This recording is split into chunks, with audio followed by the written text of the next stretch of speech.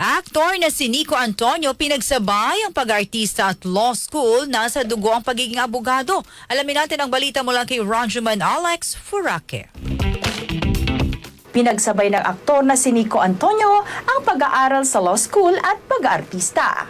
Sa panayam ng DZXL News Araman Manila, inihayag niyang nahirapan siya noong nag-apply ng trabaho dahil nakapagtapos siya ng AB European Studies. Kaya naman, naisipan niyang kumuha ng abogasya. Una siyang nag-enroll sa San Beda at kalaunay lumipat sa San Sebastian kung saan siya nagtapos.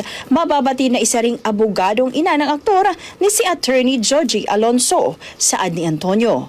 Coincidence na marami na rin siyang ginampan ng papel na abogado. Natilaan niya para talaga ito sa kanya. At ngayon natupad na nga sa unang take niya ng bar exam. Naniniwala kasi ako dun sa kasabihang kapag gusto may paraan, kapag ayaw may dahilan. So, yun, gusto ko kasi siya. So, nung sinabi kong gagawin ko, pagsasabayin ko, ginawa ko ng paraan. Minanage ko yung oras ko. Kumbaga, kung ang taping ko is MWF, ang schedule ko sa law school is TPHS. Ganon. Samantala, sinabi rin ni Antonio na isang noble profession ang pagiging lawyer o abogado dahil isa ito sa mga profesyong tinitingala sa lipunan. Yan ang ating entertainment news. Alex Furaque, Tatak Aramen.